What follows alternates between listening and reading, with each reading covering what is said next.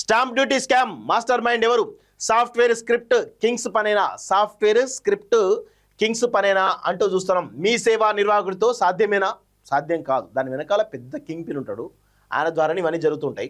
తహసీల్దార్ ఫిర్యాదుతో కేసు నమోదు, దర్యాప్తు. తెర వెనుక సహకరించింది ఎవరు? మీ సేవ ఆపరేటర్లో విస్తృత చర్చ. సాఫ్ట్వేర్ దిద్దుబాటు చర్యలు చేపట్టినటువంటి ప్రభుత్వం అంటూ చూస్తూ ఉన్నాం. సో ఒకసారి గమనించండి. డాక్యుమెంట్ అప్లికేషన్ నెంబరు, చెల్లించిన డబ్బులు 1,26,113. చెల్లించిన డబ్బులు 1,261. వ్యత్యాసం 1,24,872. ఇట్లా మొత్తం దాదాపు 8,55,577 రూపాయలు వ్యత్యాసం వచ్చిందట.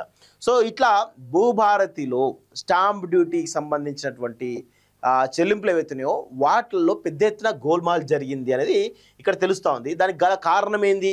సాఫ్ట్వేర్ స్టాంప్ డ్యూటీ సంబంధించినటువంటి కారణాలు ఏంటి అంటే సాఫ్ట్వేర్ మెయిన్ కారణం. దానిలో ఒక క్లాజ్ రాయడంతో, ఒక కోడింగ్ రాస్తే దాంతో ఇవన్నీ కూడా జరిగినట్టుగా తెలుస్తూ ఉంది. అంటే భూభారతి ఏదైతే ఉందో అది డిజైన్ చేసినప్పుడే ఈ ఆప్షన్ పెట్టినట్టుగా అర్థమవుతోంది. సో ఇక్కడ చూడండి, జనగామ జిల్లాలో వెలుగు చూసినటువంటి స్టాంప్ డ్యూటీ స్కామ్ రాష్ట్ర వ్యాప్తంగా సంచలనం సృష్టించింది. మాన్యువల్గా ఉన్న కాలంలోనూ చోటు చేసుకున్న రీతిలో ఈ స్కామ్ జరగడంతో అసలు ఎలా సాధ్యమైందంటూ పెద్ద ఎత్తున చర్చ జరుగుతున్నది. అయితే ఇది ఒక్క మీ సేవా కేంద్రం నిర్వాహకుడు వల్ల సాధ్యమేనా? తెర వెనుక ఇంకెవరైనా ఉన్నారా? సాఫ్ట్వేర్ స్క్రిప్ట్ కింగ్స్ పనేనా అనే అనుమానాలు వ్యక్తమవుతున్నాయి. అయితే విషయం తెలిసి ఉన్నతాధికారులు సైతం అవాక్కయ్యారు. ఇలాంటి దోపిడీకి అవకాశం లేకుండా ఉండేందుకు దిద్దుబాటు చర్యలకు శ్రీకారం చుట్టారు అంటూ చూస్తాను. సో ఫేక్ చలాన్తో సేల్ డీడ్స్ అట. ధరణి పోర్టల్కు ముందు వ్యవసాయ భూములు రిజిస్ట్రేషన్ కూడా సబ్ రిజిస్టర్ కార్యాలయంలో జరిగేవి. అంతకుముందు పూర్తి స్థాయిలో స్టాంప్ పేపర్ల మీద సేల్ డీడ్ వ్యవహారాన్ని ఫిజికల్గా నడిపారు. ఆ తర్వాత డాక్యుమెంట్లను స్కాన్ చేసుకున్న తర్వాతే కొనుగోలుదారుడికి ఇచ్చేవారు. ఇప్పుడంతా ఆన్లైన్లో నడిపిస్తున్నారు. అయితే భూభారతి పోర్టల్ అడ్డు పెట్టుకుని భారీ కుంభకోణానికి తెరతీశారు. భూముల రిజిస్ట్రేషన్లో ప్రభుత్వం నిర్దేశించిన మార్కెట్ విలువ ఆధారంగా చెల్లించాల్సిన స్టాంప్ డ్యూటీ రిజిస్ట్రేషన్ చలాన్ మొత్తాన్ని చెల్లించలేదు. అతి తక్కువ మొత్తాన్ని చలాన్ రూపంలో చెల్లించి ప్రాసెస్ చేయించారు. భూముల యజమానుల నుంచి మాత్రం పూర్తి స్టాంప్ డ్యూటీ రిజిస్ట్రేషన్ ఫీజు మొత్తాన్ని వసూలు చేసి ఖజానాకు మాత్రం తక్కువగా జమ చేశారు. ఫోర్జరీ పత్రాలు సృష్టించి సేల్ డీడ్ చేయించారు. ఆడిట్ చేస్తుండగా అతి తక్కువ చలాన్లు కనిపించడంతో ఈ విషయం బయటపడింది. ఒకే రోజు 10 చలాన్లకు చెందినటువంటి 8,55,577 మింగారు.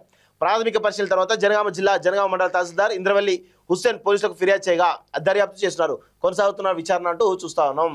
సో ఈ విధంగా అనేక అనుమానాలున్నాయట. ఈ కుంభకోణానికి సీసీఎల్ఏ టెక్నికల్ టీం సిబ్బంది సహకరిస్తున్నట్లు అనుమానాలున్నాయి. వాస్తవంగా ఈ ధరణి భూ కుంభకోణం వెనక ప్రధానమైనటువంటి కింగ్ పిన్నే నవీన్ మిట్టల్. సో ఇప్పుడు నవీన్ మిట్టల్ కింద ఉన్నటువంటి సిబ్బంది కూడా ఇప్పుడు అక్కడనే కంటిన్యూ అవుతున్నారు. సో వాళ్ళే ప్రధాన కారణం అని చెప్పేసి అంటా ఉన్నారు. సో అసలు ఇందులో కింగ్ పిన్నే నవీన్ మిట్టల్. ఫస్ట్ ఆయనే దొరకబట్టాలి కదా, కానీ ఆయన సేఫ్గా పంపించేస్తున్నారు. ఆయన మీద కనీసం ఈగా కూడా వాళ్ళని ఇస్తలేరు. సో ఇప్పుడు చూడండి, ఇది భూభారతి అమల్లోకి వచ్చినటువంటి తర్వాతే మొదలైంది. అంతకుముందు ధరణి పోర్టల్ అమల్లో ఉన్నప్పటి నుంచే నడుస్తుందా అన్నది కూడా తేలాల్సి ఉన్నది. ప్రతి ట్రాన్సాక్షన్ స్టాంప్ డ్యూటీ ఎంత, చెల్లించిన చలాన్ అమౌంట్ ఎంత, వ్యత్యాసం ఎంత, ఈ లెక్కలు బయటికి తీస్తే తప్ప వాస్తవాలు బయటికి రావని నిపుణులు అంటున్నారు. ఉదాహరణకు ఒక కేసులో stamp duty, transfer duty, registration fee, పట్టాదారు పాస్బుక్ ఛార్జెస్, మిటేషన్ ఫీజు, హరిత నిధి మొత్తం కలిపి 7,50,113గా ఉంది.